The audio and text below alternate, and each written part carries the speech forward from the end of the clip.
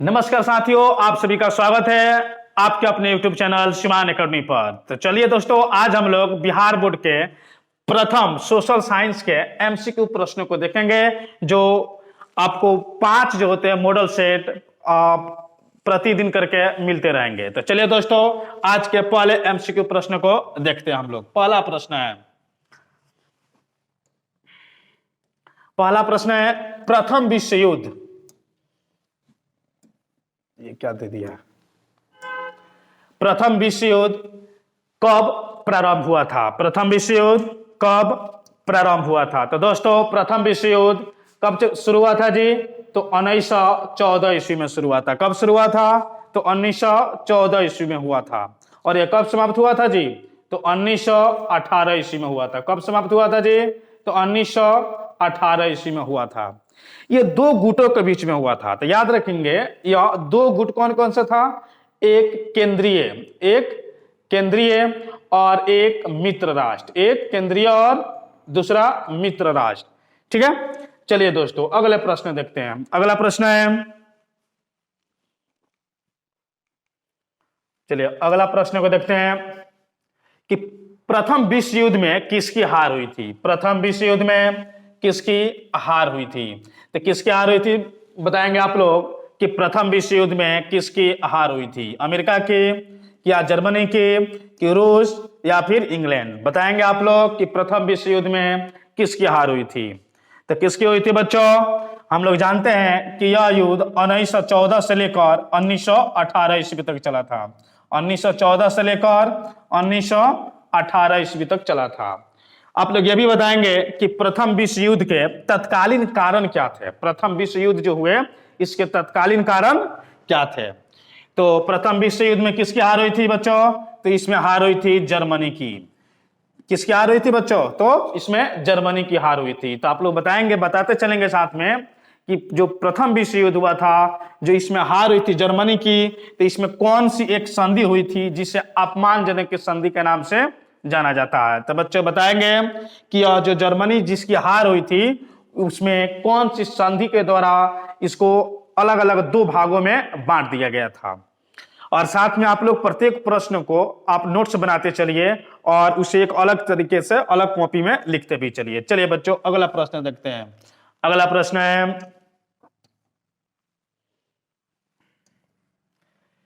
Hitler का जन्म कहां हुआ था? हिटलर का जन्म कहां हुआ था? बताएंगे बच्चों कि हिटलर है, जो हिटलर का जन्म कहां हुआ था? जर्मनी में हुआ था, या फिर इटली में हुआ था, या फिर जापान, या फिर ऑस्ट्रिया में? बताएंगे दोस्तों कि हिटलर का जन्म कहां हुआ था। तो बताइए कि हिटलर का जन्म कहां हुआ था जी? तो देखिए, बहुत सारे बच्चों का यहाँ पर गलत आंसर आएगा, क्योंकि सभी बच्चों का लगभग आंसर जाएगा कहां पर? तो जर्मनी की ओर। तो याद रखेंगे, हिटलर का जन्म जर्मनी में नहीं हुआ था। कहां पर हुआ था जी? ऑस्ट्रिया में हुआ था। कहां पर हुआ था जन्म? ऑस्ट्रिया में हुआ था। बताएंगे बच्चों कि इनका जन्म कब हुआ था? तो बच्चों बताइएगा कि हिटलर है, हिटलर का जन्म कब हुआ था? कब हुआ था जी? तो 20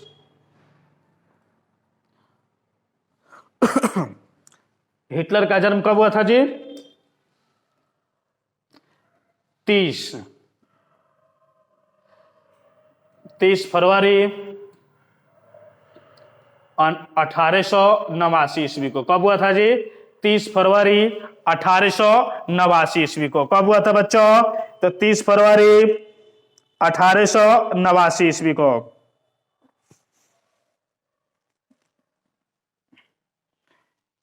इसमें इसको एक सुधार करेंगे, 30 फरवरी नहीं 20 फरवरी ही लिखेंगे। कितना तारीख को जी? 20 फरवरी 1989 ईस्वी को। चलिए बच्चों अगला प्रश्न को हम लोग देखते हैं। अगला प्रश्न है,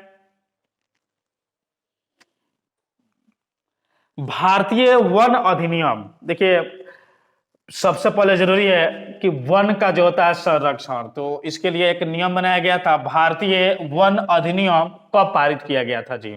भारतीय वन अधिनियम कब पारित किया गया था? 1864 में, या 1865 में, या 1885 में, या 1874 में? तो बताएंगे बच्चों कि भारतीय वन अधिनियम को कब पारित किया गया था? कब पारित किया था? कब किया गया था बच्चों? तो भारतीय वन अधिनियम को 1865 में पारित किया गया था। बन के तैयार हुआ था 1864 में, और उसे पारित कब किया गया था जी? तो 1865 में इसे पारित किया गया था। चलिए बच्चों, अगले प्रश्न को हम लोग देखते हैं। अगला प्रश्न है, तिलका माझी का जन्म। देखिए, बिहार के सबसे बड़े एक योद्धा है जिनका नाम है जी तिलका माझी। कौन है? तिलका माझी। तो तिलका माझी का जन्म कब हुआ था? तिलका माझी का जन्म कब हुआ था जी? तो इनका जन्म हुआ था बताएंगे आप लोग 1750 में कि 1774 में कि 1785 में कि 1850 में। तो बच्चों बताएंगे कि तिलका माझी का जन्म कब हुआ था। तिलका माझी का जन्म बताएंगे आप लोग कि कब हुआ था। कब हुआ था बच्चों? तो 11 फरवरी। कब हुआ था जी? 11 फरवरी 1950 को। 11 फरवरी 1750 को। कब हुआ था जी? तो 11 फरवरी 1750 को। साथ में एक बताएंगे, इन्होंने एक अंग्रेज व्यक्ति जिनका हत्या किए थे, उनका क्या नाम था जी? तो झिलमिल साहब थे, यानी क्लीवलैंड उनका नाम था, और उन्हें प्यार से लोग झिलमिल साहब कहते थे। इनको ताड़ के पेड़ पर चढ़कर तीर मार दिया गया, और जिसके कारण झिलमिल साहब की क्या हो गया जी? मृत्यु हो गया। और इस प्रकार से यह आदिवासी क्षेत्र में बहुत ज्यादा प्रसिद्ध हो गए। कौन जी? तो तिलका माझी। और तिलका माझी ने अपने ही नाम पर एक आंदोलन शुरू किए थे, जिसे तिलका आंदोलन के नाम से भी जाना जाता है। चलिए बच्चों, अगला प्रश्न को देखेंगे। अगला प्रश्न है, गार्डन सिटी। प्रश्न है अगला कि गार्डन सिटी की अवधारणा किसने विकसित की है? किसने की है जी? एबनेजर हावर्ड ने, कि विलियम्स ने, कि नेपोलियन III ने, कि हॉसमैन ने? किसने शुरू किया बच्चों? बताएंगे कि गार्डन सिटी की अवधारणा किसने शुरू की है। तो बच्चों, गार्डन सिटी की जो अवधारणा है वह दिया गया किनके द्वारा? एबनेजर हावर्ड के द्वारा। ठीक है बच्चों, तो याद रखेंगे 6 का ऑप्शन नंबर ए। चलिए बच्चों, अगला प्रश्न देखते हैं। अगला प्रश्न है कि गिरमिटिया मजदूर किसे कहा जाता है? गिरमिटिया मजदूर किसे कहा जाता है? तो याद रखेंगे बच्चों, गिरमिटिया मजदूर। देखिए, बिहार के जो पश्चिम वाले क्षेत्र है, जो पश्चिम वाले वर्तमान समय में भी जो जिले हैं, वहां के जो मजदूर थे ना, उसी को गिरमिटिया मजदूर कहा गया था। क्यों कहा गया था? कि यहाँ के किसानों को अन्य देशों में अंग्रेज के माध्यम से ले जाकर बेच दिया जाता। यानी एक प्रकार का समझिए कि बंधित जो मजदूर थे, उन्हें कहा गया था क्या? गिरमिटिया मजदूर। क्या कहा गया था जी? गिरमिटिया मजदूर। तो यानी इसका आंसर क्या हो जाएगा जी? अनुबंधित मजदूर को क्या कहा गया है? तो गिरमिटिया मजदूर कहा गया है। तो बच्चों याद रखेंगे 7 के ऑप्शन नंबर ए। तो चलिए, अगला प्रश्न है। अगला प्रश्न है, हिंद चीन पहुंचने वाले प्रथम व्यापारी कौन थे? उम्मीद है कि इस प्रश्न का आंसर आप लोग बहुत ही आसानी तरीके से सब कोई जो होते हैं दे पाएंगे। तो बच्चों बताएंगे कि हिंद चीन पहुंचने वाले प्रथम व्यापारी कौन थे जी? अंग्रेज थे कि फ्रांसीसी कि पुर्तगाली या फिर डच? तो बच्चों बताएंगे कि हिंद चीन पहुंचने वाले प्रथम व्यापारी कौन थे? कौन थे जी? और साथ में यह भी बताएंगे कि हिंद चीन में कौन कौन से देश आते हैं। हिंद चीन में कौन कौन से देश आते हैं? तो हिंद चीन में पहुंचने वाले प्रथम व्यापारी कौन थे जी? तो वह थे पुर्तगाली। कौन थे जी? पुर्तगाली। कौन थे पहुंचे सबसे पहले? तो पुर्तगाली थे। चलिए, अगला प्रश्न देखते हैं। अगला प्रश्न है, अखिल भारतीय ट्रेड यूनियन कांग्रेस। बड़ा ही मजेदार सवाल है, जो कई बार एग्जाम में आपको पूछा गया है कि अखिल भारतीय ट्रेड यूनियन कांग्रेस की स्थापना कब की गई है?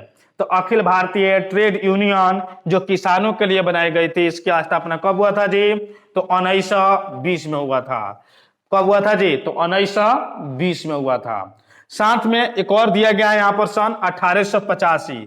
तो बच्चों बताएंगे कि कांग्रेस की स्थापना हुई थी वो 1850 में हुई थी। तो बताइए उसका डेट क्या है? ईस्वी तो 1885 है, साथ में आप लोग दिनांक पूरा बताएंगे कि इसका जो स्थापना था कब किया गया था और किसके द्वारा किया गया था। चलिए बच्चों अगला प्रश्न देखते हैं। अगला प्रश्न है बास्टिल का पतन कब हुआ था। देखिए बास्टिल का पतन बड़ा ही मजेदार सवाल है कि बास्टिल का पतन कब हुआ था।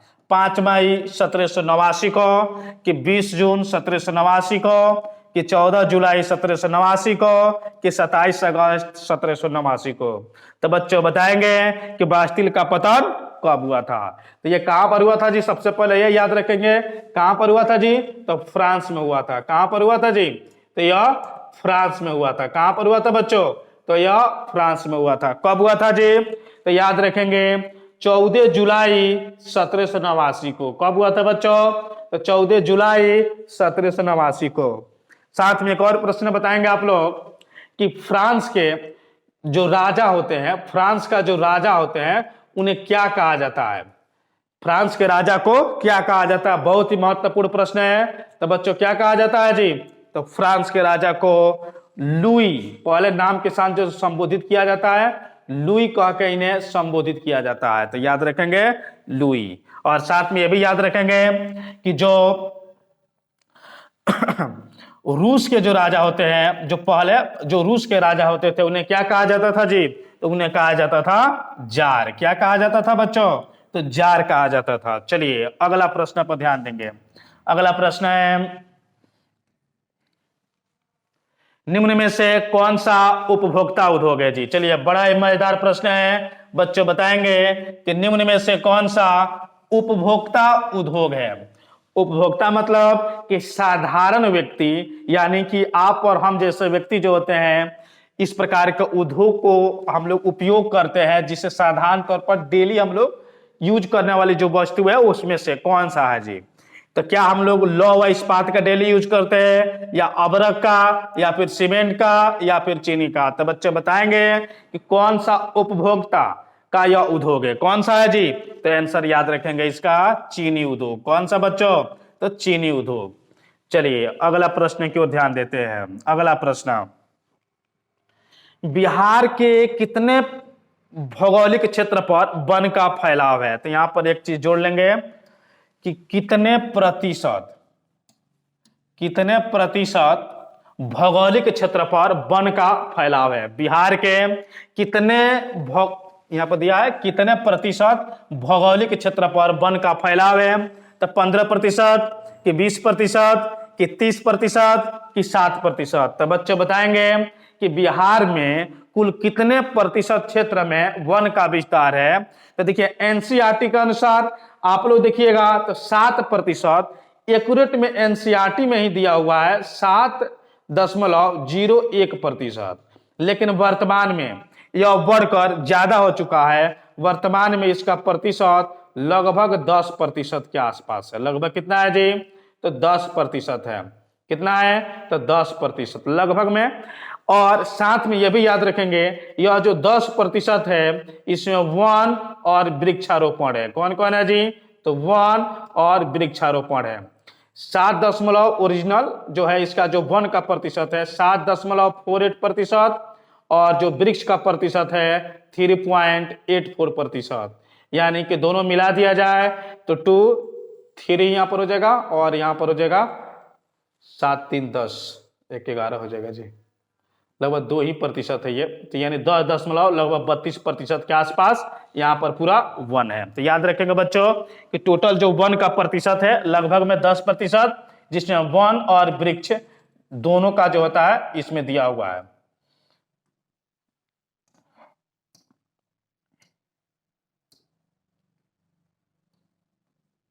और पूरा जो प्रतिशत है 7%। चलिए बच्चों अगले प्रश्न को देखते हैं। अगला प्रश्न है 13 नंबर, सोपानी कृषि। अगला प्रश्न काफी मजेदार है जी। सोपानी कृषि किस राज्य में प्रचलित है। सोपानी कृषि किस राज्य में प्रचलित है। तो बच्चों बताएंगे हरियाणा में है, कि पंजाब में, कि बिहार का मैदानी क्षेत्र में, या फिर उत्तराखंड में। कहां पर सोपानी कृषि होता है। बच्चों बताएंगे कहां पर सोपानी कृषि होता है। कहां पर होता है जी, तो याद रखेंगे बच्चों ऑप्शन नंबर डी, उत्तराखंड में सोपानी कृषि होता है। चलिए अगला प्रश्न लिखेंगे। एक और चीज यहां पर याद रखेंगे, उत्तराखंड को फूलों का घाटी कहते हैं, उत्तराखंड को फूलों का घाटी कहते हैं। ठीक है बच्चों, याद रखेंगे, उत्तराखंड को फूलों का घाटी कहा जाता है। क्या कहा जाता है जी? फूलों की घाटी कहा जाता है। चलिए बच्चों अगले प्रश्न को देखते हैं। अगला प्रश्न है देश के बांधों को, चलिए बड़ा ही मजेदार प्रश्न है जी, देश के बांधों को किसने भारत का मंदिर कहा था जी? देश के बांधों को किसने भारत का मंदिर कहा था? गांधी जी या फिर राजेंद्र प्रसाद कि पंडित नेहरू या फिर स्वामी विवेकानंद? तो बच्चों बताएंगे, बड़ा ही महत्वपूर्ण है, कई बार एग्जाम में आपके प्रश्न यह आया भी है। चलिए बच्चों बताएंगे कि जो भारत है, भारत के बांधों को किसने मंदिर के नाम का दर्जा दिया था? तो किसने दिया था जी? तो चाचा नेहरू, यानी पंडित नेहरू, इन्हें चाचा के नाम से भी संबोधित किया जाता है। तो बच्चों याद रखेंगे किनके द्वारा कहा गया था जी? तो पंडित जवाहरलाल नेहरू के द्वारा। किसके द्वारा जी? पंडित जवाहरलाल नेहरू के द्वारा। चलिए अगला प्रश्न देखते हैं। अगला प्रश्न है मरुस्थलीय मृदा किस राज्य में पाया जाता है? प्रश्न है कि मरुस्थलीय मृदा किस राज्य में पाया जाता है जी? तो उत्तर प्रदेश में कि राजस्थान में कि कर्नाटक में कि महाराष्ट्र में? तो बच्चों बताएंगे कि जो मरुस्थलीय मृदा है उसका विस्तार कहां पर हुआ है? तो बच्चों बताएंगे कि मरुस्थलीय मृदा का विस्तार कहां पर सबसे ज्यादा हुआ है? तो मरुस्थलीय मृदा का विस्तार सबसे ज्यादा कहां पर हुआ है जी? तो वह हुआ है राजस्थान में। कहां पर हुआ है बच्चों? तो सबसे ज्यादा राजस्थान में हुआ है। चलिए अगला प्रश्न देखते हैं। अगला प्रश्न है, देखेंगे फसल के बोने, देखिए अगला प्रश्न है कि फसल के बोने और बढ़ने और पकने के लिए उपयुक्त मौसम वाला समय क्या कहलाता है? मतलब कि जब फसल को बोया जाता है, जब फसल बढ़ने लगता है और पकने लगता है, उसके लिए एक मौसम बड़ा ही उपयुक्त होता है। कौन सा काल है जी? वर्धन काल कि हरित क्रांति कि रोपड़ कृषि या फिर कृषि? तो देखिए आप देख रहे हैं कि कृषि, ये अलग अलग प्रकार से कृषि को ही रूप दिया गया है। जबकि एक वर्धन काल है जिसमें जो होता है फसल को बोने, बढ़ने और पकने के लिए एक उपयुक्त मौसम माना जाता है। तो यानी ऑप्शन नंबर क्या सही हो जाएगा जी? तो ऑप्शन नंबर ए हो जाएगा।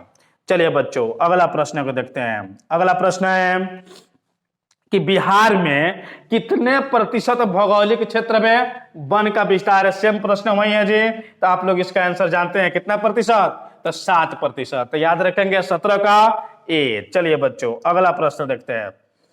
अगला प्रश्न है यूरेनियम का प्रमुख, चलिए तो बड़ा ही मजेदार प्रश्न ये आया हुआ है कि यूरेनियम जो है इसका प्रमुख उत्पादक स्थल है डिगबोई है कि बाबा बुधन की पहाड़ी है कि या जादूगोड़ा है या फिर घाटशिला है? तो बच्चे बताएंगे यूरेनियम का प्रमुख उत्पादक स्थल कौन सा है? यूरेनियम का प्रमुख उत्पादक स्थल कौन सा है? तो चलिए सभी लोगों का जवाब आ रहा है कि जादूगोड़ा। कौन सा स्थान है जी? तो जादूगोड़ा। आप लोग बताएंगे डिगबोई क्यों प्रसिद्ध है? चलिए एक ये सवाल आप लोग बताते चलेंगे, डिगबोई क्यों प्रसिद्ध है? चलिए आप लोग बताएंगे कि डिगबोई क्यों प्रसिद्ध है। तो याद रखेंगे बच्चों, डिगबोई में सबसे पहले पेट्रोलियम खोजा गया था। क्या खोजा गया था जी? पेट्रोलियम खोजा गया था। किस राज्य में है यह डिगबोई? तो बच्चों बताते चलेंगे डिगबोई कौन से राज्य में है? तो असम में है। कौन से राज्य में है जी? तो असम में है। कौन सा राज्य? तो असम। चलिए तो यूरेनियम कहां पर है? तो जादूगोड़ा। और ये जादूगोड़ा कौन से राज्य में है जी? तो झारखंड में है। कहां पर है? तो झारखंड में है।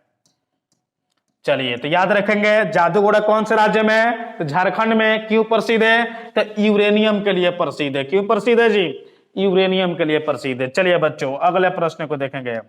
अगला प्रश्न है यूरेनियम का प्रमुख उत्पादक स्थल, चलिए तो हो गया है।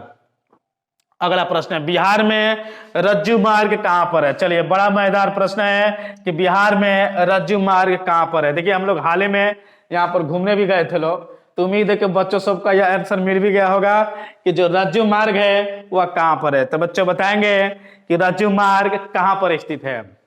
चलिए कहां पर है जी? तो चलिए बता ही देते हैं, राजगीर में है। कहां पर है बच्चों? तो राजगीर में है। रज्जू मार्ग कहां पर है जी? तो राजगीर में है। इससे मोस्ट इंपोर्टेंट VVI कर लीजिएगा, क्योंकि यह कई बार आपको एग्जाम में पूछा हुआ है। तो याद रखेंगे बिहार में रज्जू मार्ग कहां पर है, तो वह है राजगीर में, ठीक है ना। चलिए बच्चों अगला प्रश्न देखते हैं। अगला प्रश्न है 20 नंबर, निम्नलिखित में से कौन सा उद्योग कृषि पर आधारित नहीं है। चलिए बच्चों बताएंगे कि निम्नलिखित में से कौन सा जो उद्योग है वह कृषि पर आधारित नहीं है। तो बताना है बच्चों कि कृषि पर आधारित उद्योग कौन सा नहीं है। सूती वस्त्र उद्योग, या फिर सीमेंट उद्योग, या फिर चीनी उद्योग, या फिर जूट उद्योग। तो बच्चों हम लोग देख पा रहे हैं सूती वस्त्र उद्योग, चीनी उद्योग और जूट उद्योग, यह तीनों जो दिया हुआ है यह क्या है जी, तो यह सब कृषि पर है। लेकिन कौन सा कृषि पर नहीं है जी, तो सीमेंट उद्योग कृषि पर आधारित नहीं है। तो आंसर नंबर क्या सही हो जाएगा जी, तो ऑप्शन नंबर बी सही हो जाएगा। चलिए बच्चों अगले प्रश्न को देखते हैं। अगला प्रश्न है 21 नंबर,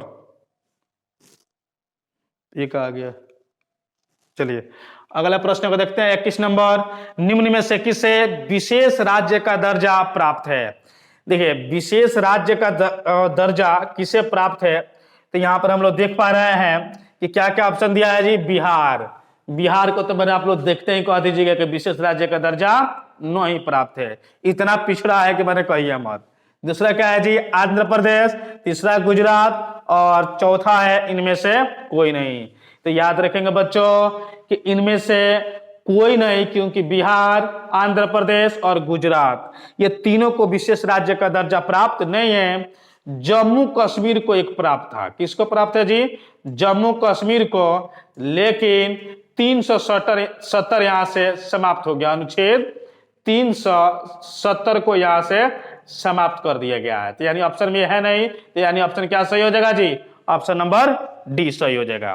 तो चलिए बच्चों अगला प्रश्न देखते हैं, क्वेश्चन नंबर 22। चलिए अगला प्रश्न को देखेंगे, क्वेश्चन नंबर 22 को। तो बच्चों दिया हुआ है कि बिहार में पंचायती राज्य संस्थाओं में महिलाओं के लिए कितने सीट आरक्षित किए गए हैं, कितने सीट को रिजर्व रखा गया है कि नहीं, इस पर महिलाएं ही चुनाव लड़ सकती है। कितना है जी, 50% कि 25 कि 33 कि 30। तो बच्चों बताएंगे कि कितना प्रतिशत जो सीट रिजर्व रखा गया है महिलाओं के लिए। तो कितना प्रतिशत रखा गया है जी, तो 50%। कितना प्रतिशत रखा गया है, तो 50%। चलिए बच्चों अगले प्रश्न को देखते हैं। अगला प्रश्न है, बिहार में संपूर्ण क्रांति का नेतृत्व किसने किया था। बिहार में संपूर्ण क्रांति का नेतृत्व किसने किया था, मोरारजी देसाई, या फिर नीतीश कुमार, या इंदिरा गांधी, या जयप्रकाश नारायण। तो किसके द्वारा जो होता है संपूर्ण क्रांति का आह्वान किया गया था, तो किसके द्वारा किया गया था जी, तो जेपी के द्वारा, यानी कि जयप्रकाश नारायण के द्वारा। कब किया गया है, 1974 में। कहां से शुरू किया गया था जी, तो पटना से शुरू किया गया था। कहां से शुरू किया गया था, तो यह आंदोलन पटना के गांधी मैदान से शुरू किया गया था। किसके द्वारा, तो जयप्रकाश नारायण के द्वारा। आप लोग बताते चलेंगे बच्चों कि भारत में पहला आपातकाल कब लगाया गया था। तो बताएंगे बच्चों कि भारत में पहला जो आपातकाल है कब, और उस समय भारत के प्रधानमंत्री कौन थी। तो बताएंगे बच्चों कि इसका प्रश्न का आंसर क्या होगा। चलिए अगला प्रश्न देखते हैं। अगला प्रश्न है कि भारत में किस तरह का लोकतंत्र की व्यवस्था की गई है। प्रत्यक्ष की गई है कि अप्रत्यक्ष, कि दोनों, कि इनमें से कोई नहीं। तो बच्चे बताएंगे कि भारत में किस तरह के लोकतंत्र की व्यवस्था की गई है। देखिए लोकतंत्र को 2 वर्गों में बांटा गया है। कितने वर्गों में बांटा गया है जी, 2 वर्गों में, एक प्रत्यक्ष और एक अप्रत्यक्ष। प्रत्यक्ष में क्या होता है जी कि इसमें जो जनता होती है खुद कानून बनाती है और स्वयं भाग लेती है, जबकि अप्रत्यक्ष में इसमें जनता अपने प्रतिनिधियों को बैठाती है और प्रतिनिधि ही कानून बनाते हैं और वही देश पर नियंत्रण रखते हैं। यानी कि भारत में जो लोकतंत्र है कौन सा हो जाएगा जी, तो अप्रत्यक्ष लोकतंत्र हो जाएगा। साथ में आप लोग एक बताएंगे कि प्रत्यक्ष लोकतंत्र का एक उदाहरण। प्रत्यक्ष लोकतंत्र का एक उदाहरण बताएंगे कि कौन से देश में प्रत्यक्ष लोकतंत्र है, यानी 24 का आंसर क्या हो जाएगा जी? तो ऑप्शन नंबर बी हो जाएगा, अप्रत्यक्ष। कौन सा आंसर हो जाएगा? 24 नंबर बी, अप्रत्यक्ष। चलिए अगला प्रश्न देखेंगे। अगला प्रश्न है, गठबंधन सरकार की पकड़ प्रशासन पर होती है। देखिए गठबंधन, जब सरकार एक पार्टी से नहीं बन पाती है तो दो या दो से अधिक पार्टियां क्या करती है जी? आपस में मिल जाती है और सरकार बनाती है। लेकिन यह सरकार बनाती है तो हमेशा एक असमंजस में रहती है कि सरकार कब तक चलेगी। अगर दोनों में जो गठबंधन अच्छे तरीके से नहीं होते हैं तो बार बार टूटने की संभावनाएं बन सकती है। जैसे वर्तमान में बिहार में आप लोग देखे हैं कि कई बार जो होता है नीतीश कुमार कभी जो होता है जनता पार्टी में तो कभी दूसरे पार्टी में जाते हुए दिखाई दिए हैं। क्यों जी? यह गठबंधन का प्रकोप है। अगर बहुमत पूर्ण रूप से उनके पास रहता या फिर किसी अन्य पार्टियों के पास तो ऐसी संभावनाएं नहीं होती। तो गठबंधन की जो सरकार होती है इसकी जो पकड़ होती है ना, मजबूत नहीं होती है। क्या हो जाती है जी? ढीली हो जाती है, क्योंकि सरकार निर्णय जो है प्रमुख रूप से नहीं ले पाती है, क्योंकि उसको डर रहता है कि अगर निर्णय हम अपने मन से लिए तो सरकार को गिरना तय है। चलिए बच्चों अगले प्रश्न को देखते हैं, यानी इसका ऑप्शन नंबर बी हो जाएगा। चलिए अगला प्रश्न है,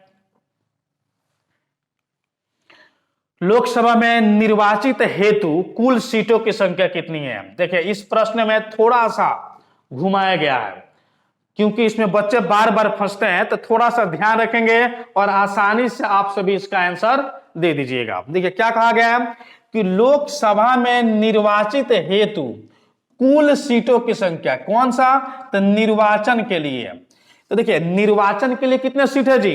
तो 543, क्योंकि सभी बच्चे जानते हैं कि लोकसभा का जो सीट है वह 545 है, और यही गलती करते हैं वो लोग टप दे मार देंगे किसको? टिक जी, तो 545 को। जबकि यहां पर कहा गया निर्वाचित हेतु, यहां पर निर्वाचित कितने सीटों का होता है जी? निर्वाचन, तो 543 सीटों का ही निर्वाचन होता है, दो पर मनोनीत राष्ट्रपति के द्वारा किया जाता है। ठीक है, तो कितने सीटों का निर्वाचन होता है जी? तो 543। अगर प्रश्न में यह पूछा जाए कि लोकसभा की कुल कितनी सीट है, तब हम लोग 545 टिक लगा सकते हैं। चलिए बच्चों अगले प्रश्न को देखते हैं। अगला प्रश्न है, संघ सरकार का उदाहरण है। बच्चों बताएंगे कि संघ सरकार का उदाहरण कौन सा देश है जी? अमेरिका है या ब्रिटेन है कि चीन कि नेपाल में? संघ सरकार का उदाहरण कौन है जी? तो बताएंगे बच्चों संघ सरकार का उदाहरण कौन है? तो याद रखेंगे संघ सरकार का उदाहरण है अमेरिका। कौन है जी? अमेरिका है। चलिए बच्चों अगले प्रश्न को देखते हैं। अगला प्रश्न है यूनाइटेड जनता पार्टी। तो ये बच्चों बताइए आप लोग कि यूनाइटेड जनता पार्टी का चुनाव चिन्ह क्या है? आप लोग बताते चलिए कि यूनाइटेड जनता पार्टी का चुनाव चिन्ह कहाँ है और वर्तमान में किस राज्य में इसकी सरकार है?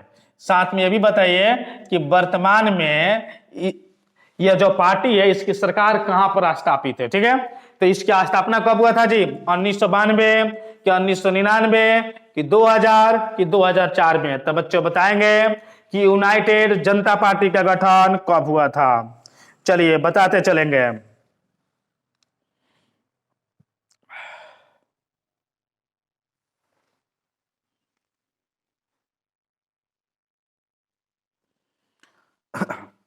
कब हुआ था जी?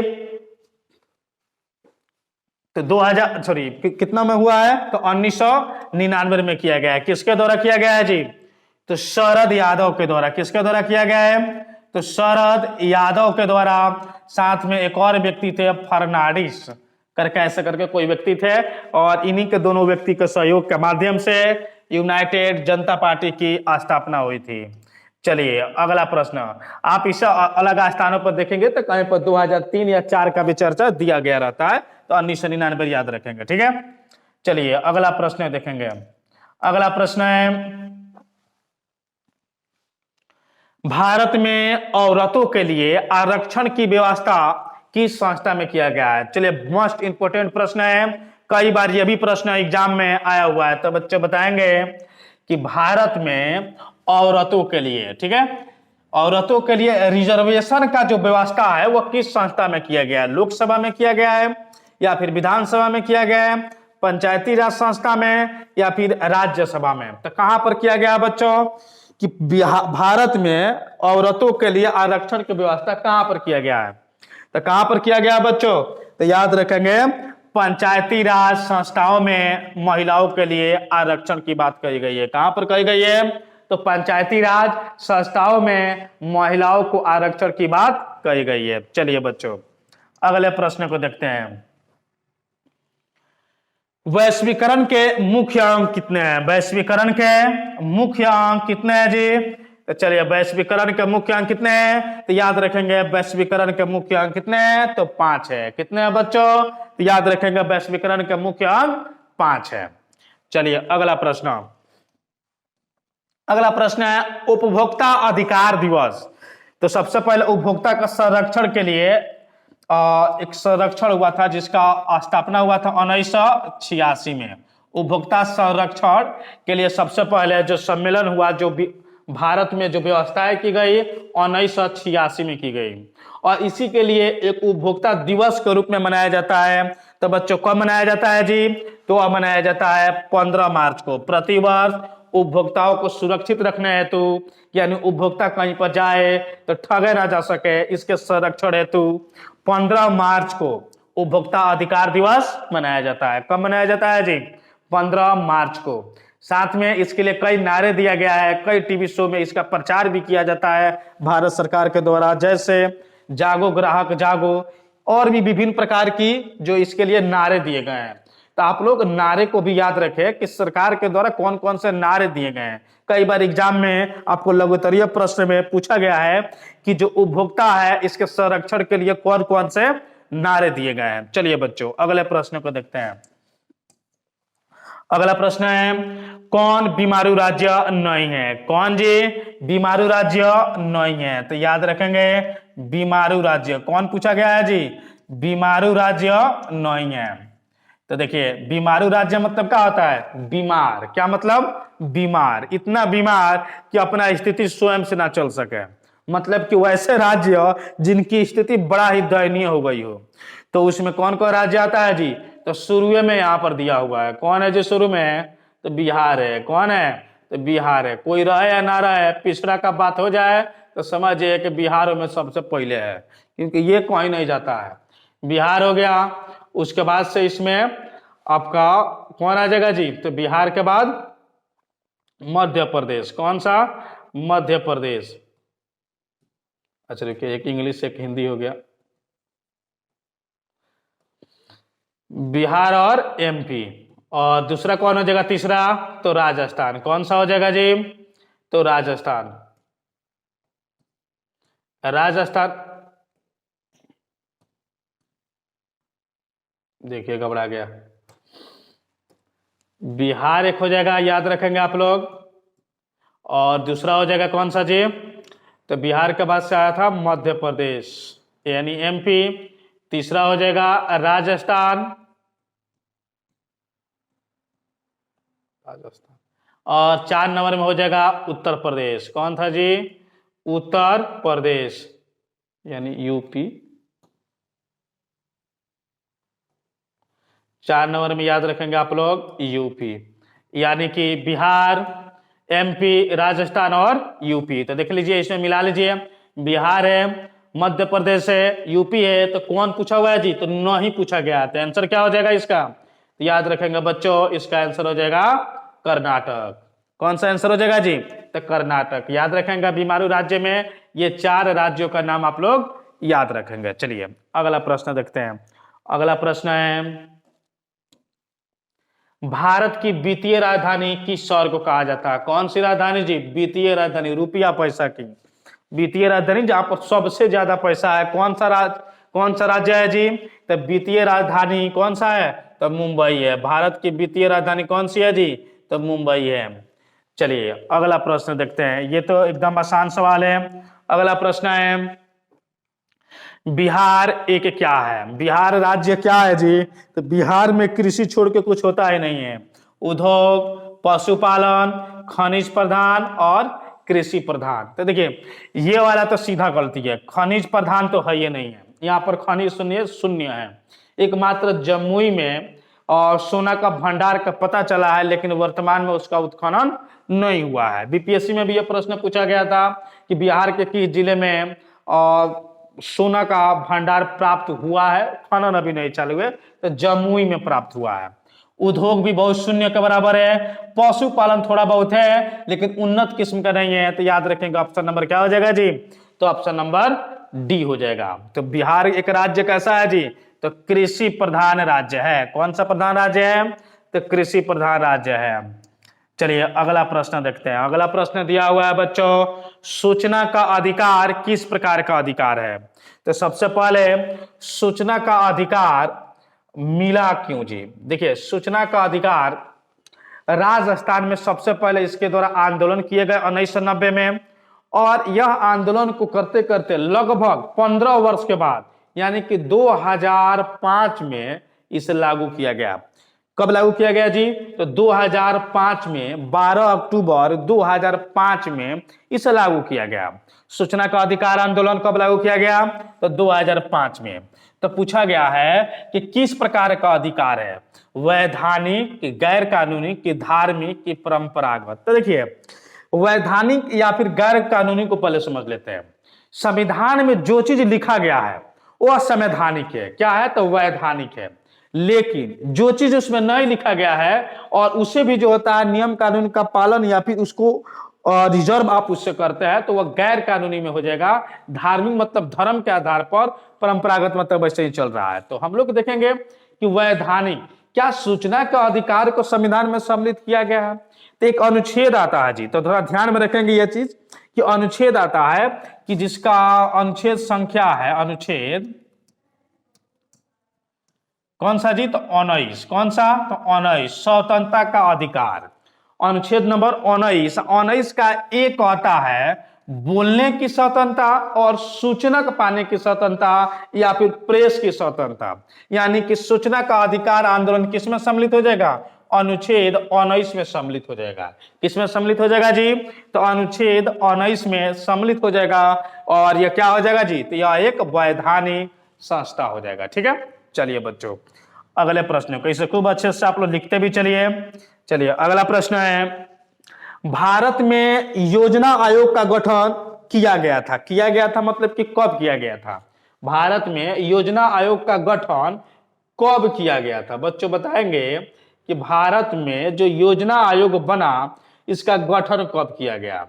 तो कब किया गया जी, 15 मार्च 1950 को, कि 15 सितंबर या फिर 15 अक्टूबर 1951 या फिर इनमें से कोई नहीं। तो बच्चों बताएंगे कि भारत में जो योजना आयोग है इसका गठन कब किया गया था। कब किया गया था बच्चों, तो याद रखेंगे 15 मार्च 1950 को।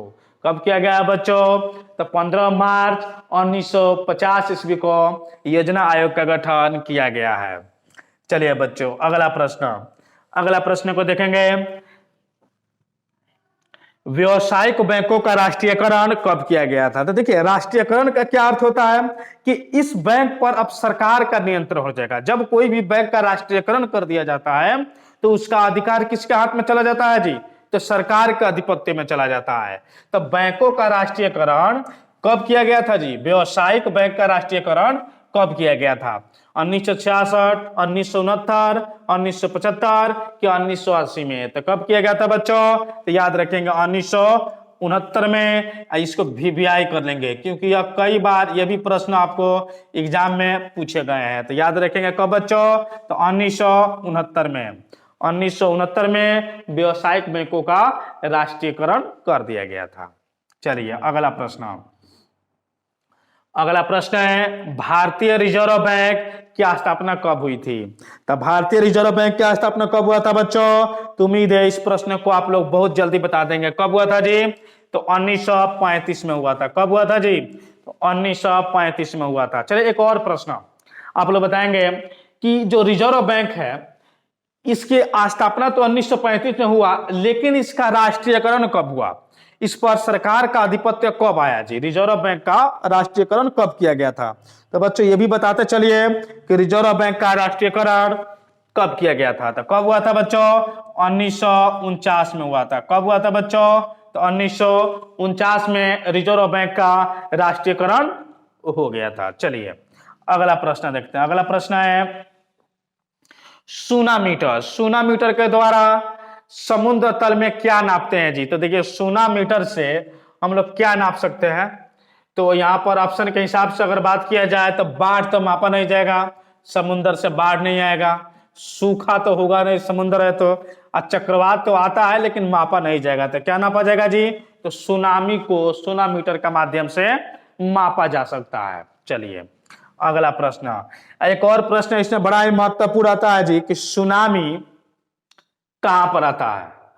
धरती पर आता है, आसमान में आता है कि समुद्र में आता है जी? तो कहां पर आता है जी? तो यह समुद्र में आता है। चलिए बच्चों अगले प्रश्न को देखते हैं। निम्नलिखित में से कौन प्राकृतिक आपदा है? तो देखिए पहले आपदा को समझ लेते हैं फिर हम इस प्रश्न पर आते हैं। तो आपदा कहता है कि वैसी आकस्मिक घटनाएं जो कुछ क्षण के लिए आए और भारी तबाही मचा दे। तो देखिए कुछ क्षण के लिए तो प्राकृतिक भी आपदा हो जाता है और मानव निर्मित भी आपदा होता है। इसे आपदा को कितने वर्गों में बांटा गया है जी? तो मुख्य रूप से 2 वर्गों में बांटा गया है, प्राकृतिक आपदा और एक मानवीय आपदा। कभी कभी इसे 3 वर्गों में भी कई स्थान पर लिखा गया है, एक मानवकृत करके। ठीक है, तो इसे मानवीय आपदा 2 ही वर्ग में रखिए मुख्य रूप से। कितने वर्ग में जी? तो 2 वर्ग में। आपदा को कितने वर्ग में बांटा गया है? तो 2 वर्ग में बांटा गया है। एक होता है प्राकृतिक और एक होता है मानव निर्मित यानी मानवीय आपदा। मानव निर्मित, देखिए ये 2 आपदा यानी कि प्राकृतिक आपदा कहता है जी कि वैसे आपदा जो प्राकृतिक कारकों से यानी नेचर के द्वारा जो आपदा है उसे हम लोग प्राकृतिक आपदा कहेंगे, और ये मानव के दुष्कर्मों के द्वारा जो आपदा उत्पन्न हो जाए उसे मानव निर्मित आपदा कहेंगे। जैसे मान लीजिए भूकंप, सुनामी, भूस्खलन इत्यादि, ये सभी किसके उदाहरण हो जाएंगे? प्राकृतिक आपदा के। मानव निर्मित में आतंकवाद हो जाएंगे, बम विस्फोट हो सकता है, यानी हाईजैक इत्यादि करके। तो इसमें पूछा गया है कि प्राकृतिक आपदा कौन सा है? आग लगना ये तो हम लोग लगा सकते हैं जी, यानी मानव निर्मित में आ जाएगा। ये लोग आग लगाना प्राकृतिक आपदा में नहीं। भगवान जी तो आएंगे नहीं, आग बार के तो जाएंगे नहीं, क्योंकि किसी को जलाने के फिर भी तो आते नहीं है। बम विस्फोट भी भगवान तो कराएंगे नहीं, आएंगे बम फेंक के जाएंगे नहीं। तो फिर कौन सा हो जाएगा जी? तो भूकंप, यानी कि 40 का क्या हो जाएगा? तो बाबू याद रखेंगे 40 का ऑप्शन नंबर सी हो जाएगा। क्या करेक्ट हो जाएगा जी? तो 40 का सी। चलिए अगला प्रश्न को देखते हैं। अगला प्रश्न है गुटेनबर्ग का जन्म कहां हुआ था? तो चलिए बच्चों बताइए कि गुटेनबर्ग का जन्म कहां हुआ था? इनसे जुड़ा हुआ एक शब्द है छापखाना। तो इन्हीं के द्वारा एक आविष्कार किया गया छापखाना का, और इस प्रश्न में पूछा गया है कि गुटेनबर्ग का जन्म कहां हुआ था जी? तो गुटेनबर्ग का जन्म कहां हुआ था जी? अमेरिका में कि जर्मनी में या फिर जापान में कि इंग्लैंड में? तो बच्चों बताएंगे कहां पर जन्म हुआ था।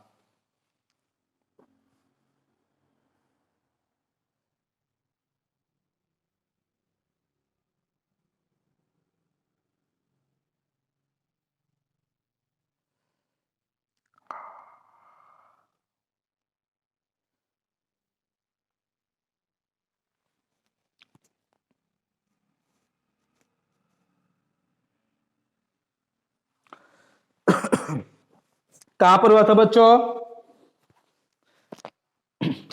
तो गुटेनबर्ग का जन्म कहां हुआ था बच्चों? तो बताएंगे जर्मनी में। कहां पर हुआ था जी? तो जर्मनी में। जर्मनी में कहां पर हुआ था? मेंज नामक स्थान पर। कहां पर हुआ था जी? तो मेंज नामक स्थान पर हुआ था गुटेनबर्ग का जन्म। चलिए बच्चों अगला प्रश्न देखेंगे।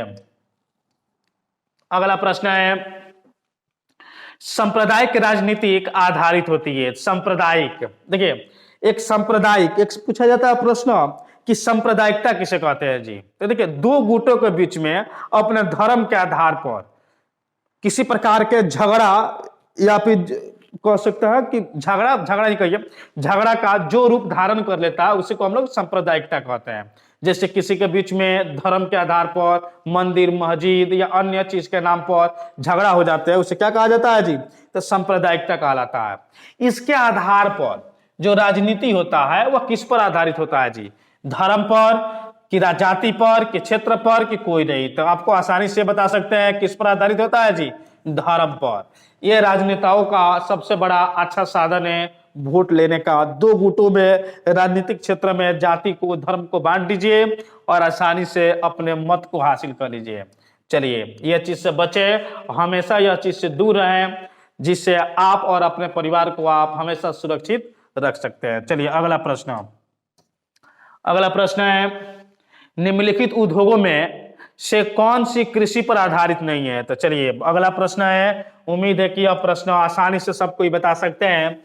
इसमें पूछा गया कौन सा उद्योग जो है वह कृषि पर आधारित नहीं है। तो नहीं है में कहा है जी, तो सूती वस्त्र उद्योग, कि सीमेंट उद्योग, कि चीनी, या फिर जूट? तो आप देखेंगे ये प्लस ये भी और ये भी, ये तीनों के तीनों क्या है जी? तो कृषि पर आधारित उद्योग है, जबकि सीमेंट कोई भी खेत में ना होता है जी। यह पत्थरों को तोड़कर बनाया जाता है, न कि इसकी खेती होती है। यानी ऑप्शन नंबर क्या सही हो जाएगा जी? तो ऑप्शन नंबर बी। चलिए अगला प्रश्न देखते हैं। अगला प्रश्न है 44, वार एंड पीस। चलिए बच्चों बताएंगे कि वार एंड जो पीस है यह किसकी रचना है? वार एंड पीस, शांति और युद्ध नामक जो पुस्तक है उसकी रचना किसने किया था? कार्ल मार्क्स के द्वारा, कि टॉल्स्टॉय के द्वारा, कि दोस्तोयेवस्की के द्वारा, कि एंजल्स के द्वारा? चलिए बच्चों बताएंगे किसके द्वारा किया गया है जी? तो टॉल्स्टॉय के द्वारा वार एंड पीस को लिखा गया है। किसके द्वारा जी? तो टॉल्स्टॉय के द्वारा वार एंड पीस लिखा गया है। चलिए बच्चों अगला प्रश्न देखते हैं। अगला प्रश्न है चावल है। देखिए चावल कब बोया जाता है जी? खरीफ फसल में, या फिर रबी फसल, या फिर जायद फसल, या इनमें से कोई नहीं? तो देखिए जो आप यह चीज को थोड़ा सा अच्छे से सोचे तो आसानी से इस प्रश्न को बता सकते हैं कि खरीफ फसल और रबी फसल, ठीक है, ठंड के महीने में जो बोआता है उसे रबी फसल कहते हैं, जो गर्मी के महीने में बोआता है उसे खरीफ फसल कहते हैं। तो खरीफ फसल यानी कि ठंड में क्या बोया गया है जी? तो मुख्य रूप से गेहूं बोया गया है। क्या बोया गया है? तो मुख्य रूप से गेहूं। और जबकि इसको जो होता है गर्मी में बोया जाता है। तो चावल क्या हो गया जी? तो खरीफ फसल हो गया। क्या हो गया जी? तो खरीफ फसल हो गया। चलिए बच्चों अगला प्रश्न देखते हैं, यानी ऑप्शन नंबर ए सही हो जाएगा। अगला प्रश्न है, नई आर्थिक नीति में किसे सम्मिलित नहीं किया गया है? तो किसे नहीं सम्मिलित किया गया है बच्चों? तो याद रखेंगे नियंत्रित अर्थव्यवस्था को नहीं सम्मिलित किया गया। सॉरी, नियंत्रित अर्थव्यवस्था, ठीक, नियंत्रित अर्थव्यवस्था को नहीं सम्मिलित किया गया है। अगला प्रश्न देखते हैं 47 का, सौर ऊर्जा निम्नलिखित में से कौन सा संसाधन है? देखिए अगला प्रश्न है कि जो सौर ऊर्जा है, सौर ऊर्जा निम्नलिखित में से कौन सा संसाधन है? तो मानवकृत, क्या सूर्य भगवान को हम लोग उगाते हैं जी? तो बिल्कुल नहीं, यानी ऑप्शन नंबर ए तो होगा ही नहीं। नवीकरणीय, जिसका पूर्ति पुनः हो जाए, यानी कि एक बार समाप्त, जिसका यूज करने पर वह समाप्त नहीं हो, यानी कि कौन सा संसाधन हो जाएगा जी? तो नवीकरणीय संसाधन। कौन सा संसाधन? नवीकरणीय। तो याद रखेंगे बच्चों कौन सा संसाधन? तो नवीकरणीय। सौर ऊर्जा कौन सा संसाधन है जी? नवीकरणीय। चलिए अगला प्रश्न देखते हैं। अगला प्रश्न 48 नंबर, WTO विश्व व्यापार संगठन की स्थापना किस वर्ष हुआ था? इसका पूरा नाम क्या होता है जी? तो वर्ल्ड ट्रेड ऑर्गेनाइजेशन। क्या नाम है जी? तो वर्ल्ड ट्रेड ऑर्गेनाइजेशन। इसकी स्थापना कब हुआ था जी? तो 1995 में हुआ था। कब हुआ था बच्चों? तो 1995 में हुआ था। तो बच्चों बताते चलेंगे इसका मुख्यालय कहाँ है जी? इसका मुख्यालय कहाँ है? तो वर्ल्ड ट्रेड ऑर्गेनाइजेशन का मुख्यालय कहाँ है जी? तो जेनेवा में है। कहां पर है बच्चों? तो जेनेवा में है। अच्छा बच्चों बताइएगा यह जेनेवा किस देश में है? तो जेनेवा कौन से देश में है जी? तो याद रखेंगे स्विट्जरलैंड में है। कौन से देश में है जी? तो स्विट्जरलैंड में है। चलिए अगला प्रश्न देखते हैं। साथ में आप लोग वीडियो को शेयर जरूर करें, नहीं तो बहुत ठंडी की बात है और इसमें भी बहुत जबरदस्त तरीके से आप सभी के लिए, आपके भविष्य के लिए इतना जबरदस्त तरीके से मेहनत किया जा रहा है, आपका भविष्य सुधर जाए, इससे जो होता है आपकी उन्नति को हमेशा ध्यान में रखा जा रहा है। चलिए अगला प्रश्न है भारत में वित्तीय वर्ष होता है, यानी कब होता है जी? वित्तीय वर्ष कब से कब तक के समय को वित्तीय वर्ष कहा जाता है?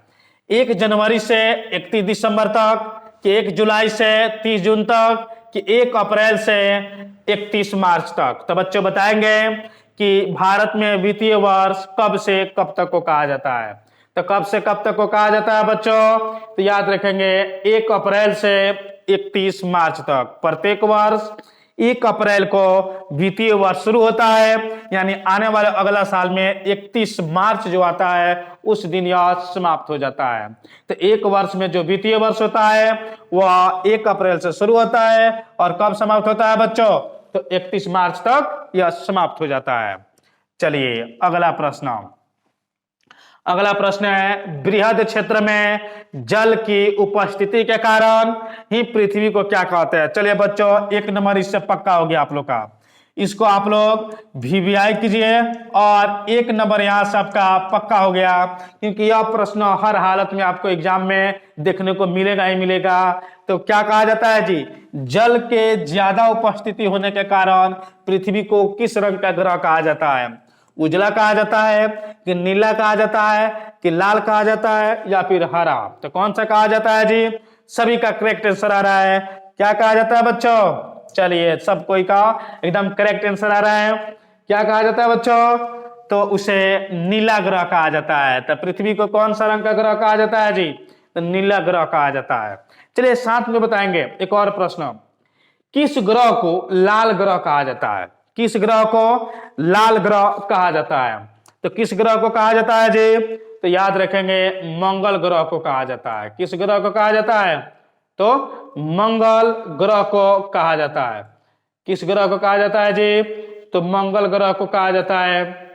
याद रखेंगे मंगल ग्रह को लाल ग्रह कहा जाता है। एक और प्रश्न, कि भोर का तारा या साँझ का तारा किस ग्रह को कहा जाता है? तो बताएंगे भोर का तारा या साँझ का तारा किस ग्रह को कहा जाता है? तो किसको कहा जाता है जी? तो याद रखेंगे बच्चों शुक्र को कहा जाता है। किसे कहा जाता है जी? तो शुक्र को कहा जाता है। किसे जी? तो शुक्र को। चलिए बच्चों अगला प्रश्न। अगला प्रश्न है सूचना का अधिकार अधिनियम। चलिए ये प्रश्न को आप सभी को पहले ही बता दिया गया है।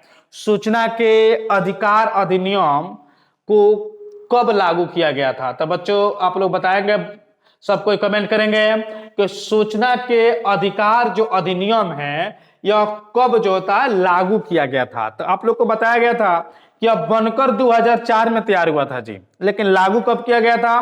तो 2005 में। कब किया गया था जी?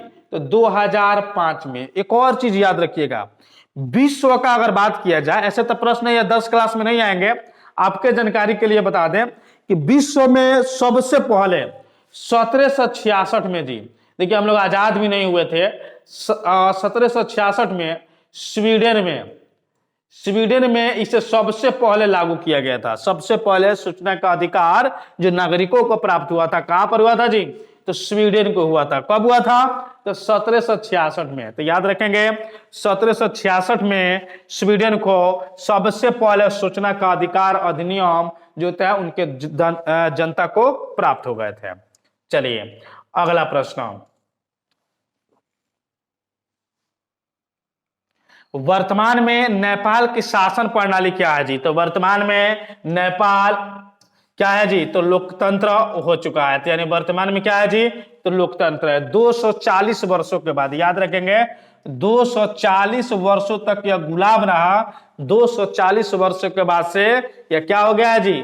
तो लोकतंत्र हो गया है। 24 यहाँ पर राजनीतिक पार्टियां हैं, जिसमें से 21 राजनीतिक पार्टी गठबंधन करके यहाँ पर सरकार चला रही है। तो याद रखेंगे 21 राजनीतिक पार्टियों का दल यहाँ पर कार्यरत है जो सरकार बनाया हुआ है। वर्तमान में चेंज भी है, किताब के अनुसार यह बताया जा रहा है। चलिए अगला प्रश्न, राजनीतिक दलों की मान्यता और उसका चुनाव चिन्ह किसके द्वारा प्रदान होता है जी?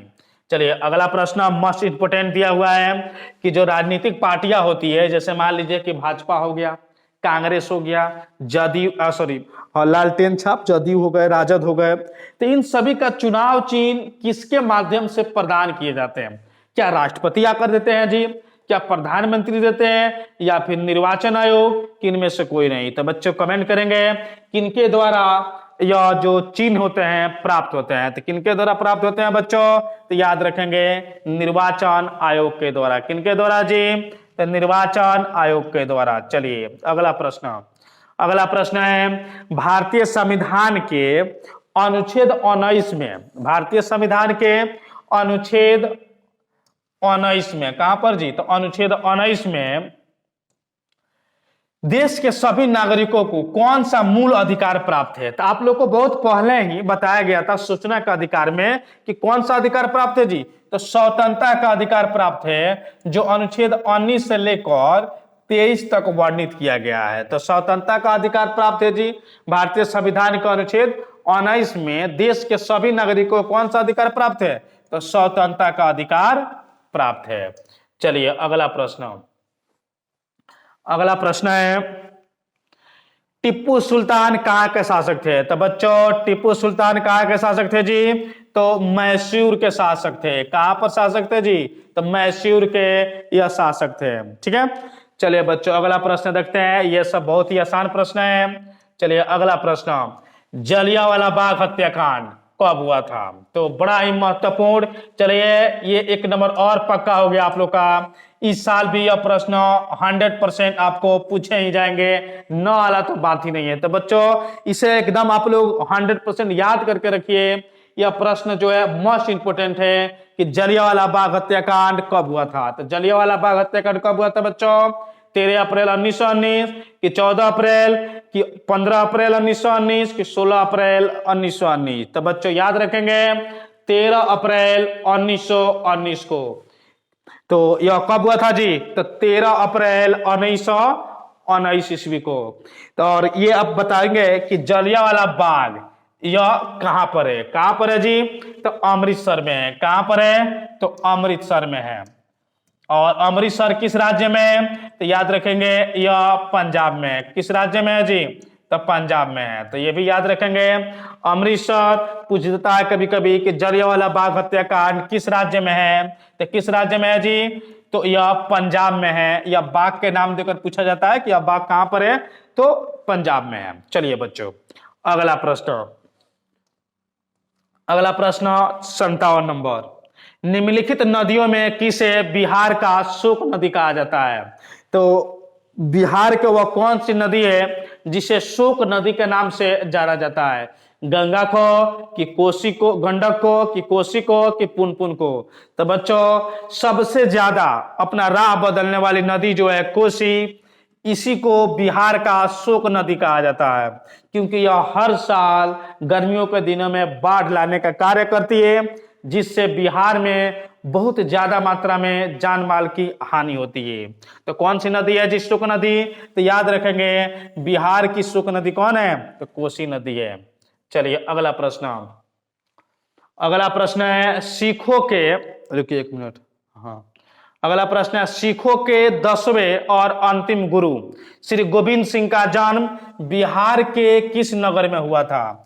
तो बच्चे बताएंगे मुंगेर में कि खगड़िया कि पटना, किनमें से कोई नहीं। कहां पर ये सिखों के 10वें गुरु का जन्म हुआ था? तो कहां पर हुआ था जी? तो पटना में हुआ था। बच्चों कहां पर हुआ था जी? तो पटना में।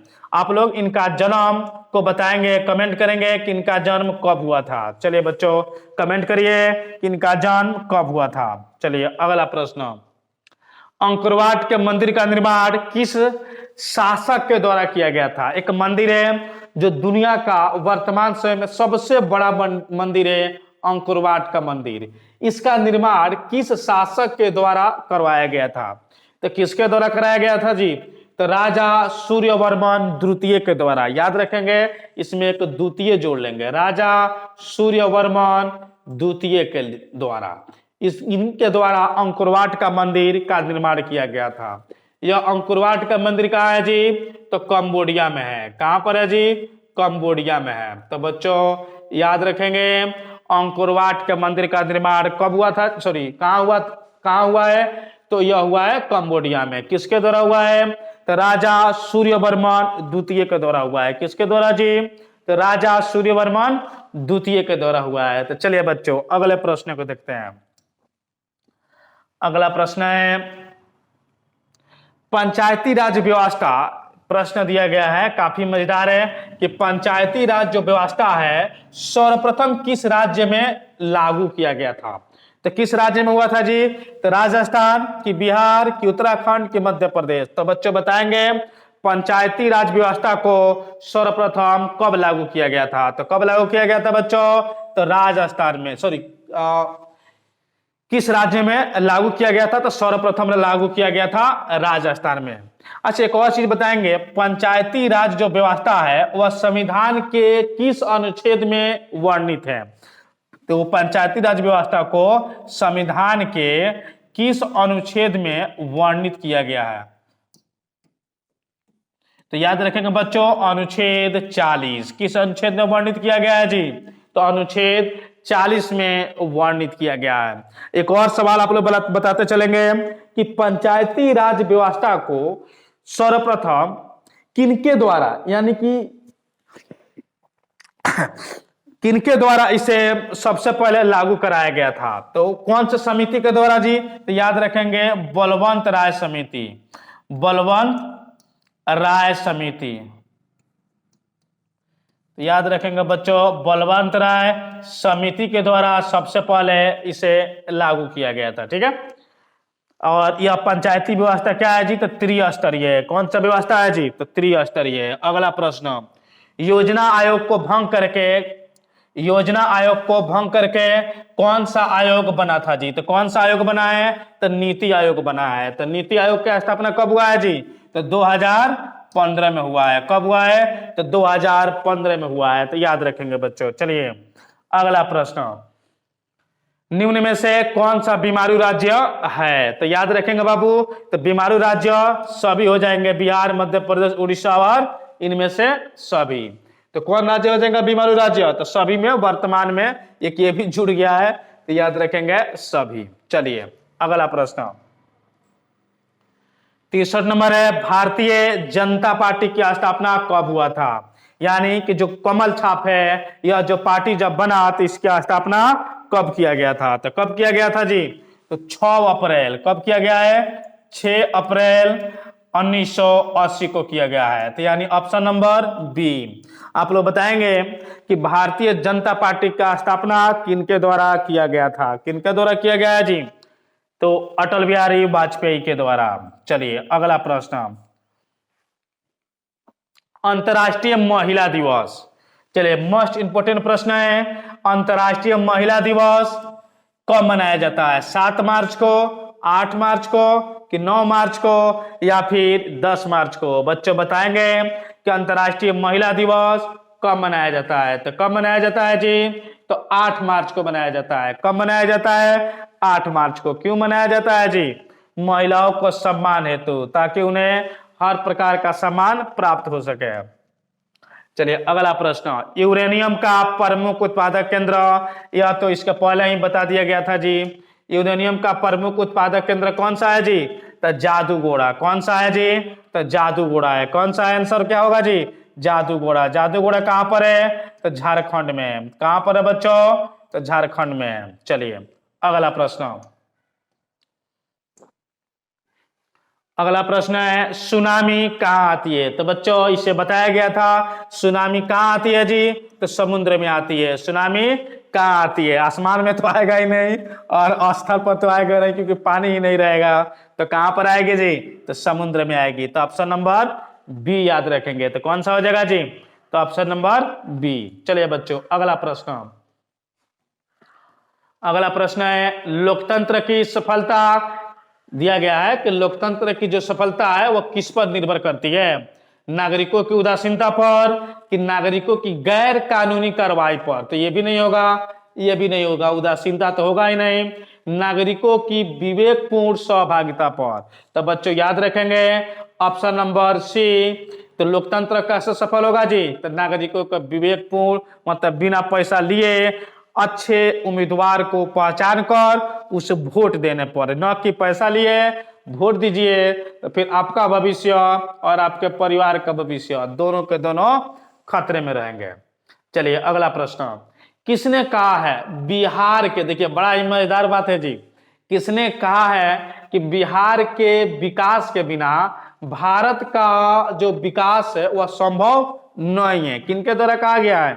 तो हमारे पूर्व राष्ट्रपति डॉक्टर एपीजे अब्दुल कलाम के द्वारा। किसके द्वारा कहा गया है जी? तो डॉक्टर एपीजे अब्दुल कलाम के द्वारा। चलिए अगला प्रश्न, अगला प्रश्न है बोलिविया में जनसंघर्ष का मुख्य कारण क्या था जी? पानी की कीमत में वृद्धि, कि खाद्यान्न की कीमत में वृद्धि, कि पेट्रोल की कीमत में वृद्धि, कि इनमें से कोई नहीं? तो देखिए एक समय ऐसा जरूर आएगा कि एक तो एक देश में ना हुआ है जी यह संघर्ष, आने वाले समय में हमको लगता है कि प्रत्येक देश में यह संघर्ष देखने को मिलेगा। क्यों मिलेगा जी? जिस तरह से हर क्षेत्र में जहां पर पानी की उपलब्धता है और उसकी बर्बादी हो रही है, उसी के आधार पर वर्तमान से लेकर आने वाले भविष्य में भी यह संकट लगभग सभी देशों में उत्पन्न होगा। और बोलिविया में चूंकि पानी की कीमत में वृद्धि हुआ था तो उसके लिए क्या हो गया जी? जन संघर्ष हो गया, यानी जनता के द्वारा बहुत बड़ा सा एक आंदोलन कर दिया गया। उसी प्रकार से ऐसे संभावनाएं व्यक्त किए जाते हैं, जिस तरह से बिहार में भी या फिर भारत के कई क्षेत्रों में जल की बर्बादी हो रही है, इससे स्पष्ट है आने वाले समय में जल के जो स्थिति है उस पर जो होता है बहुत बड़ा जो होता है असर पड़ने वाला है। इसलिए जल को सुरक्षित जरूर करें, आवश्यकता के अनुसार ही उपयोग करें, न कि जो होता है उसका बर्बादी करें। तो बच्चों इस पर भी ध्यान रखेंगे, जल को जरूर बचाएं, साथ में पेड़ पौधे का भी सुरक्षा जरूर करें। चलिए अगला प्रश्न,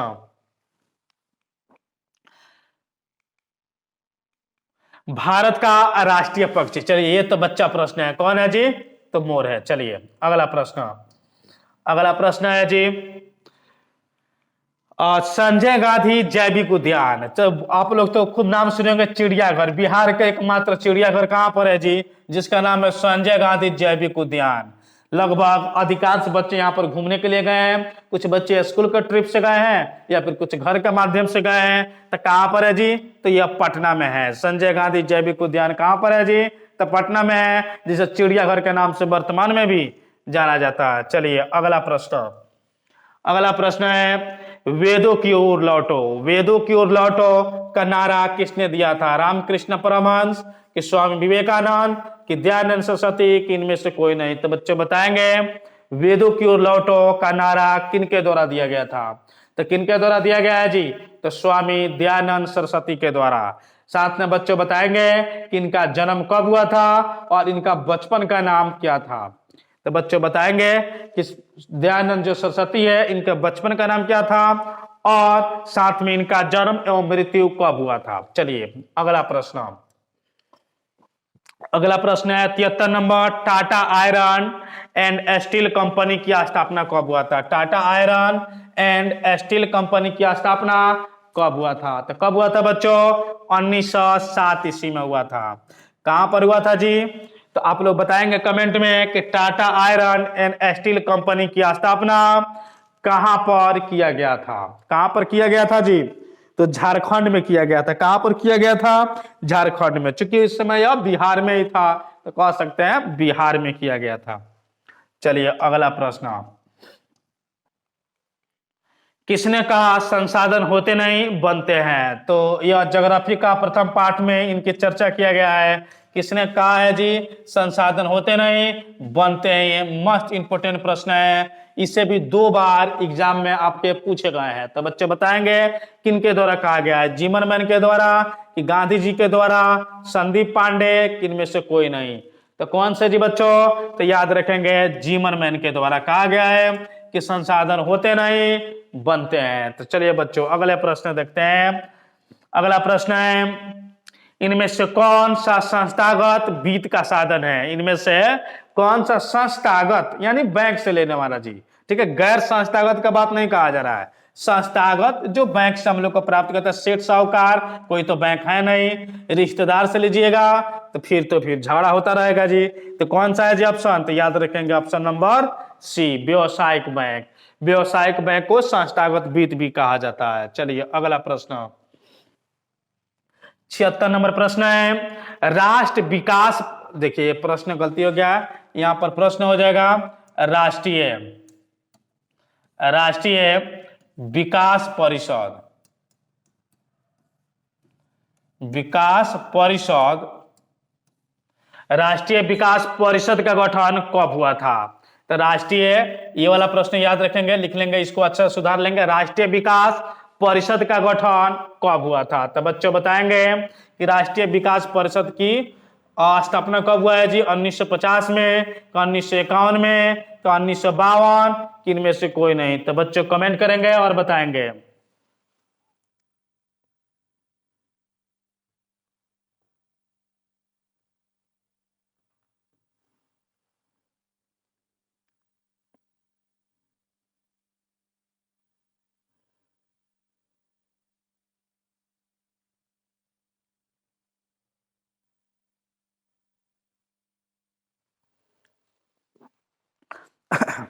चलिए कब हुआ था बच्चों? तो याद रखेंगे 1952 में हुआ था। राष्ट्रीय विकास परिषद की स्थापना कब हुआ था जी? तो 1952 में हुआ था। चलिए बहुत जल्दी हम लोग समापन की ओर आ गए हैं, बस और 3 प्रश्न है। अगला प्रश्न है सविनय अवज्ञा आंदोलन, इस आंदोलन को एक और नाम से जाना जाता है जी, किस नाम से? नमक आंदोलन के नाम से जाना जाता है। नमक आंदोलन के नाम से, नमक आंदोलन के नाम से जाना जाता है। कब हुआ था जी? 1930 में हुआ था। कब हुआ था जी? 1930 में हुआ था। यह महात्मा गांधी के द्वारा शुरू किया गया था। किनके द्वारा शुरू किया गया था जी? तो महात्मा गांधी के द्वारा। इसमें गांधी जी और उनके सहयोगियों के द्वारा दांडी से यात्रा को शुरू किया गया और इस यात्रा में गांधी जी के द्वारा उनके सहयोगियों के साथ 24 दिन तक पद यात्रा किया गया था। कितने दिनों तक जी? तो 24 दिनों तक पद यात्रा किया गया।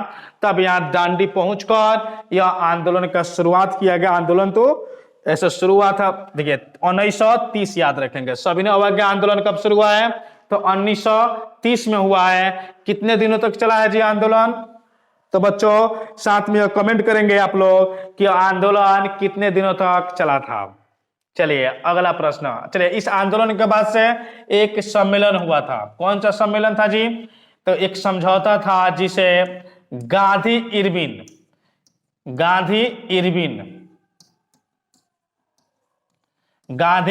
समझौता के नाम से जाना जाता है। कि कौन सा नाम से जी? गांधी इरविन समझौता के नाम से जाना जाता है, जिसमें इरविन के द्वारा यह स्वीकार किया गया, जिसमें गांधी जी इसमें परिपूर्ण रूप से और नमक कानून में एक प्रकार से जीत गए।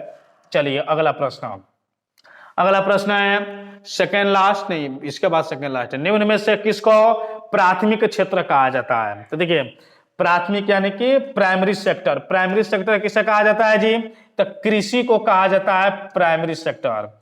औद्योगिक क्षेत्र को सेकेंडरी, और थर्ड में जाता है सेवा क्षेत्र, इसे तृतीयक क्षेत्र कहा जाता है। याद रखेंगे प्राथमिक क्षेत्र में कृषि, औद्योगिक क्षेत्र में द्वितीय क्षेत्र आता है, और तृतीय क्षेत्र को हम लोग सेवा क्षेत्र के नाम से जानते हैं। तृतीय क्षेत्र को जी सेवा क्षेत्र के नाम से जानते हैं। चलिए अगला प्रश्न है, इसका आप लोग अलग से 2 नाम और भी लिख लीजिएगा कि तृतीय क्षेत्र का और 2 नाम क्या है, कृषि क्षेत्र का और 2 नाम क्या है, औद्योगिक क्षेत्र का और भी 2 कौन कौन सेक्टर हैं जो होते हैं द्वितीय, तृतीय और प्रथम में आते हैं। चलिए अगला प्रश्न है ये सेकेंड लास्ट, और इसके बाद से एक प्रश्न के बाद हम लोग समापन की ओर बढ़ेंगे। और सेकेंड लास्ट है प्राथमिक ऊर्जा का उदाहरण कौन सा नहीं है? तो देखिए कोयला, पेट्रोलियम और प्राकृतिक गैस, ये तीनों क्रम जो है क्या है जी? तो प्राथमिक सेक्टर के अंतर्गत आते हैं, प्राथमिक ऊर्जा का उदाहरण आते हैं। जबकि विद्युत यह जो होता है प्राथमिक क्षेत्र के अंतर्गत नहीं आता है। यानी कि आपका सही आंसर क्या हो जाएगा बच्चों? तो याद रखेंगे ऑप्शन नंबर बी। एक अलग करके आप लोग लिख लेंगे कि प्राथमिक क्षेत्र निम्न में से कौन सा है, और ये तीनों का नाम लिख लेंगे, ठीक है ना? क्योंकि अगर बाय द वे क्वेश्चन को बदल दिया जाए कि निम्न में से कौन सा प्राथमिक क्षेत्र है और यह चीज को हटाकर इनमें से सभी कर दिया जाए तो इसमें बच्चों का जो होता है फंसने की उम्मीद बढ़ जाती है। ठीक है, तब प्राथमिक क्षेत्र को प्राथमिक ऊर्जा को लिखकर ये तीनों ऊर्जा का नाम आप लोग लिख लेंगे। चलिए अगला प्रश्न है और यह अंतिम प्रश्न है आज का। संचार का सबसे लोकप्रिय साधन क्या है जी? चलिए बच्चों, संचार का सबसे लोकप्रिय साधन क्या है? तो आप सभी के हाथ में ही है। चलिए इसका आंसर बताएंगे। संचार का सबसे लोकप्रिय साधन, आप सभी उसी का उपयोग करके हमको देख पा रहे हैं, तो कौन सा आंसर हो जाएगा जी? तो मोबाइल। कौन सा है? तो मोबाइल। सार्वजनिक टेलीफोन पर तो आप लोग जाते नहीं है बात करने, अब तो रेडियो हमको नहीं लगता है किसी घर में होगा भी, तो इनमें से कोई नहीं है नहीं, यानी कि आपका आंसर क्या हो जाएगा जी? तो मोबाइल।